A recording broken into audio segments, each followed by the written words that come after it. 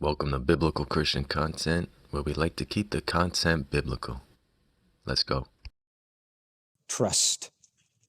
I want you to learn to trust me, because if you're going to go out like a lamb in a wolf pack, if you're going to go out with this massive issue facing a huge harvest and few laborers, if you're going to realize the urgency of this, you're going to sense that you don't have the resources, and that's okay. You're going to have to trust me for everything. And this is sort of boot camp as it was for the 12 when he sent them out. Look at verse 4. Carry no purse, no bag, no shoes, and greet no one on the way. Talk about being Spartan in the approach. This is real simplicity, a very hard battle in our complicated world. It's exactly what we learned back in chapter 9, verse 3. The Lord said it when he sent the 12 out. Take nothing for your journey, neither a staff, nor a bag, nor bread, nor money, and do not even have 2 tunics apiece. Don't take an extra coat. Why? Why is this necessary? Are we supposed to be like the homeless? Going bouncing from handout to handout? No, but for this time, this was boot camp. This was where you learn that you can trust God.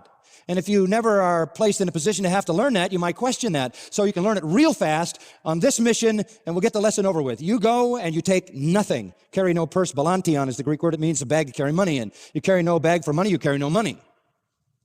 And you carry no bag. Secondly, that's a travel bag, with your extra stuff and whatever junk you want to carry along. Don't carry that. No shoes. You wear the shoes. You don't carry any extras. You just go out with nothing. Well, what about eating? I'll take care of it. Well, what about where am I going to sleep? Don't worry about that. I'll take care of all that. What I'm asking out of you is that you go empty-handed in absolute trust. And it transcends just the physical elements of it. You're going to go out and trust the Lord for the reaction, the response, the way people treat you, and how they receive the message. This is how you learn trust. I kind of think this is a little bit like coming to seminary here.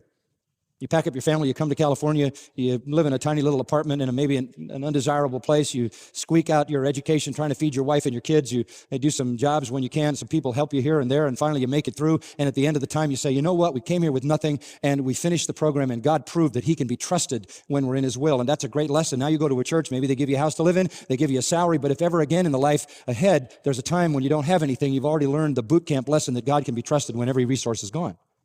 And that's foundational to your life. Because that day may come, and you can trust God in it because you've learned to trust him. And so this is boot camp. It's not always going to be that way. Turn to the 22nd chapter of Luke, and here he makes that clear to them. This is something we looked at when we were considering the same idea in Luke 9:3, but I'll refresh your memory. Peter, verse 33, says to him, Lord, with you I'm ready to go to prison and death. And he understood what it meant to be self-denying, take up your cross. He knew that was Jesus' standard requirement.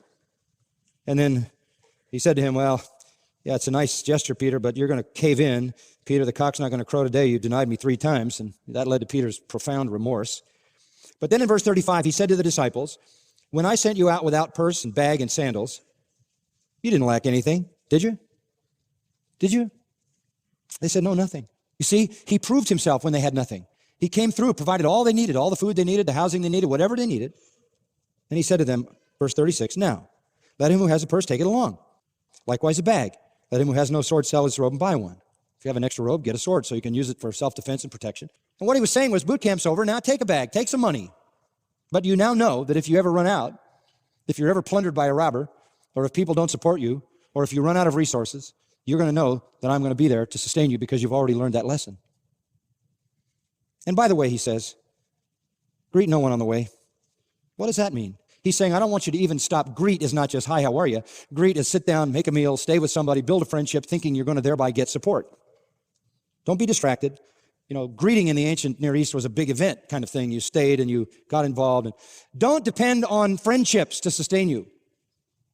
Don't depend on making relationships with people so that they provide for you. Don't go the human route. Just go, don't stop to make relationships, and know this, I will provide, even if you have no human relationships to depend on.